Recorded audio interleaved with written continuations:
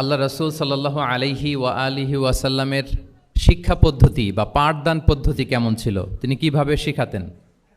আমরা জানি যে আল্লাহ রসুল সাল্লাল্লাহু আলাইহি ওয়াসাল্লাম একজন শিক্ষক ছিলেন, অসাধারণ অনন্য একজন মার্ভেলাস শিক্ষক ছিলেন।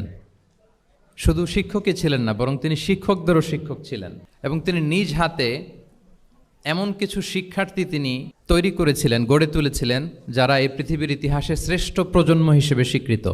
খয়রুল কুরুন, the best generation ever on earth, এই পৃথিবীর শ্রেষ্ঠতম প্রজন্ম হিসেবে তারা স্বীকৃত হয়েছেন।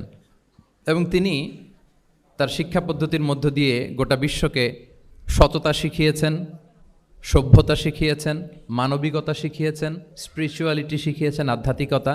তিনি আমাদেরকে শিখিয়েছেন পরিমিতিবোধ, তিনি আমাদেরকে শিখিয়েছেন জীবনবোধ, আমাদের স্রষ্টার সাথে তিনি আমাদেরকে পরিচিত করেছেন এবং সফলতার সহজ এবং সরল পথ তিনি আমাদেরকে বাতলে দিয়েছেন।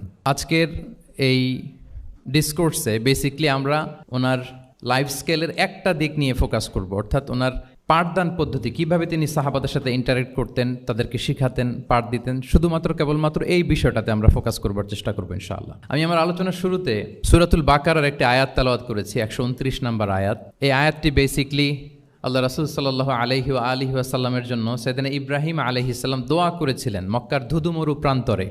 এখনকার মক্কার মতো না, তখন জনমানব শূন্য মক্কা ছিল, ধুধুমরু প্রান্তর, চারিদিকে কেউ নেই। তো এরকম একটি ব্যারেন ল্যান্ডে সাইয়েদনা ইব্রাহিম আলাইহিস সালাম আল্লাহ তাআলার কাছে একটা দোয়া করেছিলেন। ওই দোয়াটাই আল্লাহ তাআলা সরাসরি কোট করেছেন সূরা বাকারায় 129 নম্বর আয়াতে। এবং সেখানে তিনি বলেছেন, রব্বানা ওয়াবআথ ফীহিম রাসূলাম মিনহুম ইয়াতলু আলাইহিম আয়াতিকা ওয়া ইউআল্লিমুহুমুল কিতাবা ওয়াল হিকমা ওয়া ইউযাক্কিহিম ইন্নাকা আনতাল আজিজুল হাকীম। মানে হে আমাদের রব, এই ভূখণ্ডের মধ্য থেকেই এই জনপদবাসীর জন্য আপনি একজন রাসূল প্রেরণ করুন, যিনি আপনার নিদর্শনসমূহ তাদের সামনে পাঠ করে শোনাবে, যিনি আপনার কিতাব তাদেরকে শিক্ষা দেবে, তাদেরকে প্রজ্ঞা শিখাবে, পরিশুদ্ধ করবে, এবং নিশ্চয় আপনি পরাক্রমশালী, নিশ্চয় আপনি প্রজ্ঞাময়। এই দোয়াটি ছিল সাইয়েদনা ইব্রাহিম আলাইহিস সালামের। এবং রাসূল সাল্লাল্লাহু আলাইহি ওয়াসাল্লাম আগমনের প্রায় 2500 বছর আগে ইব্রাহিম আলাইহিস সালাম এই দোয়াটি করেছিলেন। 2500 বছর আগে, যখন কেউ ছিল না মক্কায়। মক্কা ওয়াজ এ টোটালি ব্যারন ল্যান্ড, কোনো গাছপালা ছিল না, কিছু ছিল না। সেই দোয়া আল্লাহ তাআলা কবুল করেছিলেন।